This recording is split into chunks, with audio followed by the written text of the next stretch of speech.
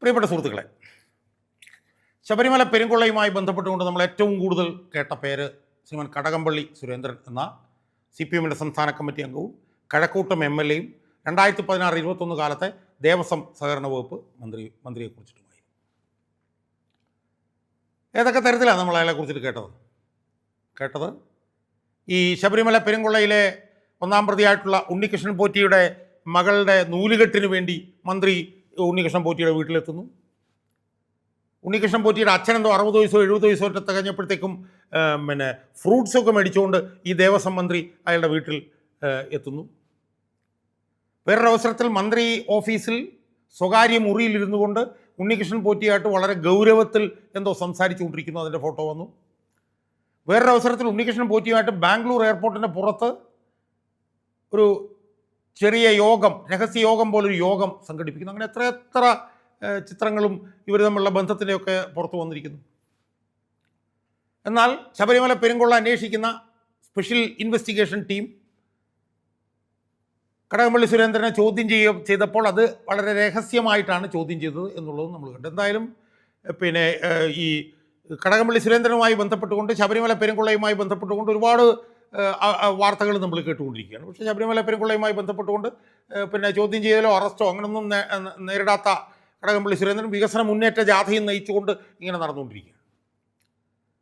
സുഹൃത്തുക്കളെ, എനിക്കിതിനിടയിൽ സൂചിപ്പിക്കാനുള്ളത്, കഴക്കൂട്ടത്ത് ഒരു ഹിന്ദു ക്ഷേത്രവും ഒരു മഹാദേവ ക്ഷേത്രം എന്ന് പറഞ്ഞൊരു ക്ഷേത്രമായിട്ടാണെന്ന്, അതുമായി ബന്ധപ്പെട്ടുകൊണ്ട് ഈ കഴിഞ്ഞ ദിവസം ഒരു ശബരിമല ഇടത്താവളം ബഹുമാനപ്പെട്ട കേരള മുഖ്യമന്ത്രി ശ്രീമാൻ പിണറായി വിജയൻ തന്നെ ഉദ്ഘാടനം ചെയ്യുകയുണ്ടായി. അത് എന്തോ ഒരു ക്ഷേത്രവുമായി ബന്ധപ്പെട്ടുകൊണ്ടുള്ള ഇടത്താവളമാണ്. ശബരിമല ഭക്തന്മാർക്കുള്ള ഇടത്താവളം എന്ന് പറഞ്ഞാൽ വർഷത്തിൽ ഒരു തവണ, ചിലപ്പോൾ ഒരു 10, 500, 1000 ഒക്കെ ശബരിമല ഭക്തന്മാർ അവർ ശബരിമലയിൽ പോകുമ്പോൾ അവിടെ അവർക്ക് ഒരല്പനേരം വിശ്രമിക്കാൻ വേണ്ടി ഉണ്ടാക്കിയ ഒരു ഇടത്താവളം. സ്വാഭാവികമായ ഭക്തന്മാർ ഒരു തവണ അവിടെ ഒരു വർഷം വരുള്ളൂ.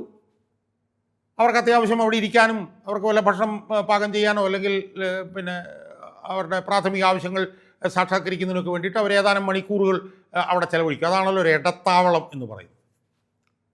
പക്ഷേ ഈ ഇടത്താവളം കണ്ടപ്പോഴത്തേക്ക് സത്യം പറഞ്ഞാൽ ഞെട്ടിപ്പോയി. എന്താണെന്നറിയാം സുഹൃത്തുക്കളെ, ഈ വർഷത്തിൽ ഒരിക്കൽ മാത്രം അവിടെ വന്ന് ഏതാനും മണിക്കൂർ അവിടെ വിശ്രമിച്ചിട്ട് പോകാനുള്ള ആ ഇടത്താവളം എന്ന് പറയുന്നത് ഒരു 3 നില കെട്ടിടം. 3 നില കെട്ടിടം. അത് എത്ര ചതുരശ്ര അടി ഉണ്ടെന്ന് നോക്കിയപ്പോൾ അതിനേക്കാൾ ഞെട്ടിപ്പോയി. 32,000 ചതുരശ്ര അടി, 32,000 സ്ക്വയർ ഫീറ്റുള്ള ഒരു 3 നില ഇടത്താവളമാണ് ഈ കഴക്കൂട്ടം മണ്ഡലത്തിൽ ഒരു ക്ഷേത്രവുമായി ബന്ധപ്പെട്ടുകൊണ്ട് കടകംപള്ളി സുരേന്ദ്രൻ്റെ മണ്ഡലത്തിൽ ഉദ്ഘാടനം ചെയ്യപ്പെട്ടിരിക്കുന്നു. ഉദ്ഘാടനം ചെയ്തത് പിണറായി വിജയൻ. അപ്പോൾ ഈ 32,000 എന്ന് പറഞ്ഞപ്പോൾ തന്നെ നമ്മൾ ഞെട്ടിപ്പോയി.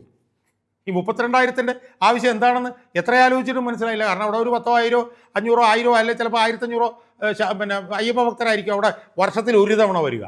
അവർക്ക് ഇരിക്കാൻ വേണ്ടിയിട്ട് ഒരു 5,000, 10,000 സ്ക്വയർ ഫീറ്റ് പോരെ സുഹൃത്തുക്കളെ. എന്തിനാണ് ഈ 32,000 സ്ക്വയർ ഫീറ്റ്? അതിൻ്റെ യുക്തി എന്താണ് ഈ 3 നിലയുടെ യുക്തി? എത്ര ആലോചിച്ചിട്ടും മനസ്സിലാവുന്നില്ല.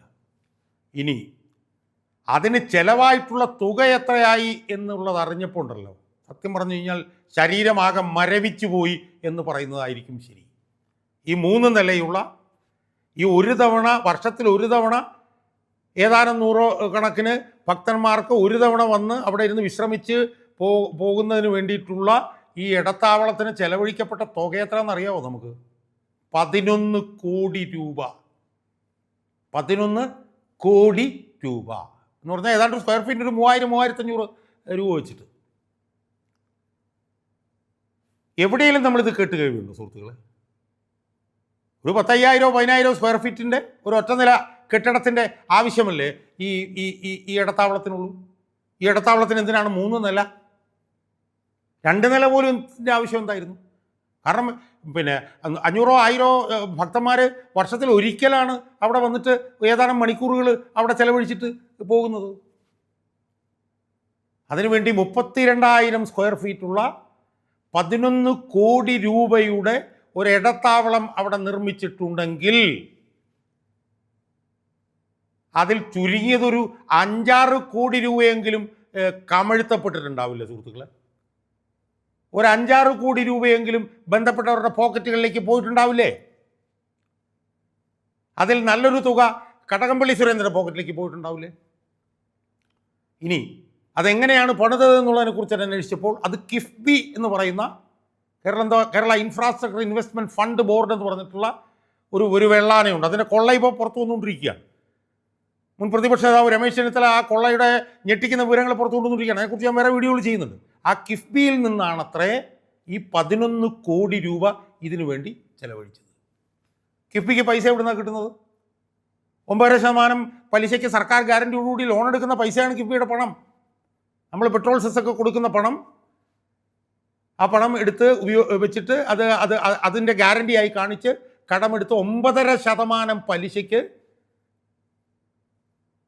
കടമെടുക്കുന്ന പണം, ആ പണത്തിൽ നിന്ന് 32,000 സ്ക്വയർ ഫീറ്റിൽ 11 കോടി രൂപ അടങ്കലോടുകൂടി കഴക്കൂട്ടത്ത് ഈ ഇടത്താവളം ഉണ്ടാക്കി ഇരിക്കുകയാണ്. അതിലൊരു 5-6 കോടി രൂപയെങ്കിലും ബന്ധപ്പെട്ടവർ അടിച്ചിട്ടുണ്ടെന്നുള്ള കാര്യത്തിൽ യാതൊരു തർക്കവുമില്ല. അതിൽ കടകംപള്ളി സുരേന്ദ്രൻ്റെ പോക്കറ്റിലേക്ക് കോടികൾ പോയിട്ടുണ്ടായിരിക്കും എന്നുള്ള കാര്യത്തിലും ഒരു തർക്കവുമില്ല. അപ്പോൾ ഫലത്തിൽ എന്താ സ്ഥിതി? 9.5% പലിശയ്ക്ക് കടമെടുക്കുന്ന നമ്മുടെയൊക്കെ പണത്തിൽ 11 കോടി രൂപ വെച്ചിട്ട് അവിടെ ഇത് ചെയ്തിട്ട് 5-6 കോടി രൂപ ഈ കടകംപള്ളി സുരേന്ദ്രനും കൂട്ടരും അടിച്ചു മാറ്റിയിട്ടുണ്ടാവും എന്നുള്ളതിന് സംശയം എന്താ സുഹൃത്തുക്കളെ? സംശയം എന്താ? അതാരുടെ പേരില്ല? അതും ശബരിമല അയ്യപ്പന്മാരുടെ പേരിൽ. ശബരിമല അയ്യപ്പന്മാരുടെ പേരിൽ അവർ കൊടുക്കുന്ന പണം ഇപ്പോൾ എന്താ ചെയ്യുന്നത് നമ്മൾ കണ്ടുകൊണ്ടിരിക്കുന്നുണ്ടല്ലോ. ശബരിമലയിലെ ശ്രീകോവിലിൽ നിന്ന് കോടികളുടെ സ്വർണം അടിച്ചുകൊണ്ട് പോയി.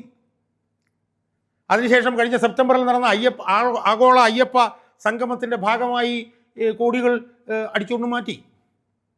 എല്ലാം അയ്യപ്പന്മാരുടെ പണമല്ലേ? അപ്പോൾ ദേവസ്വം ബോർഡിൽ നിന്ന് 4-5 കോടി എടുത്തു എന്ന് പറഞ്ഞാൽ അത് ആരുടെ പണമാണ്? അയ്യപ്പന്മാരുടെ പണമല്ലേ? എന്നിട്ടിപ്പോൾ അയ്യപ്പന്മാരുടെ പേരിൽ, അയ്യപ്പന്മാർക്ക് ഇടത്താവളം ഉണ്ടാക്കി കൊടുക്കാനെന്നുള്ള പേരിൽ കോടികൾ ഈ കടകംപള്ളി സുരേന്ദ്രനും കൂട്ടരും വെട്ടി വിഴുങ്ങുന്നു എന്നത് ഇതിന് സംശയം എന്താ സുഹൃത്തുക്കളെ? വളരെ കോമൺ സെൻസിക്കലല്ലേ ഞാൻ ഉയർത്തുന്ന ചോദ്യം. ശബരിമലയിൽ പോകുന്ന അയ്യപ്പന്മാർക്ക് ഇടത്താവളം ഉണ്ടാക്കണം, വേണ്ടത് തന്നെയാണ്, സംശയമൊന്നുമില്ല. ആ ഉണ്ടാക്കുന്ന ഇടത്താവളം ഉണ്ടാക്കുമ്പോഴത്തേക്ക് എന്തിനാണ് 32,000 സ്ക്വയർ ഫീറ്റിൻ്റെ 3 നില കെട്ടിടം എന്തിനാണ്?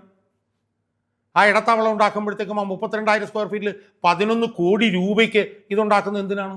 അതെല്ലാം പണം വെട്ടിക്കാൻ വേണ്ടിയിട്ടില്ല. അപ്പോൾ അതുകൊണ്ട് നമ്മൾ മനസ്സിലാക്കേണ്ടത്, നമ്മൾ ഈ തെരഞ്ഞെടുപ്പിൻ്റെ പടിവാതിൽക്കൽ എത്തി നിൽക്കുമ്പോൾ നമ്മൾ മനസ്സിലാക്കേണ്ടത്, ഈ CPM-കാരൻ കേരളത്തിലെ അയ്യപ്പ ഭക്തന്മാരെ ഒരു കറവ പശുവാക്കി കണ്ടുകൊണ്ട് ശബരിമലയിലേക്ക് എല്ലാ വർഷവും വരുന്ന ലക്ഷക്കണക്കിന് അയ്യപ്പ ഭക്തന്മാരെ കറവ പശുക്കളായി കണ്ടുകൊണ്ട് അവരുടെ പേരിൽ ഒരു തരത്തിലല്ലെങ്കിൽ വേറൊരു തരത്തിൽ, ഒന്നുകിൽ ശബരിമല പെരുങ്കൊള്ളയായി, അല്ലെങ്കിൽ ആഗോള അയ്യപ്പ സംഗമമായി, അല്ലെങ്കിൽ അയ്യപ്പന്മാർക്കുള്ള ഇടത്താവളമായി ഇവന്മാർ കറവ പശുക്കളായി കണ്ട് ശബരിമല അയ്യപ്പന്മാരെ അങ്ങേയറ്റം അടി മുതൽ മുടി വരെ, ഇംഗ്ലീഷിൽ ലോക്ക് സ്റ്റോക്ക് ആൻഡ് ബാരൽ, അവർ ഈ അയ്യപ്പ ഭക്തന്മാരെ അവർ ഉപയോഗിച്ചുകൊണ്ട് കോടികൾ, ശതകോടികൾ CPM-കാർ ഈ അയ്യപ്പ ഭക്തന്മാരെ ഉപയോഗിച്ചുകൊണ്ട് ഉണ്ടാക്കിക്കൊണ്ടിരിക്കുകയാണ് എന്നുള്ളത് തിരഞ്ഞെടുപ്പിൻ്റെ പടിവാതിൽക്കൽ എത്തി നിൽക്കുമ്പോൾ നമ്മൾ അത് മനസ്സിലാക്കണം എന്നതിൻ്റെ ഏറ്റവും പുതിയ ഉദാഹരണമാണ് ഈ 32,000 സ്ക്വയർ ഫീറ്റ് ഉപയോഗിച്ചുകൊണ്ട് ഈ നമ്മുടെ 11 കോടി രൂപ എടുത്ത് കൊണ്ട് ചെയ്ത ഈ ഇടത്താവളവും അതിൻ്റെ പേരിലുള്ള അതിഭീകരമായിട്ടുള്ള ഈ പെരും കൊള്ളയും.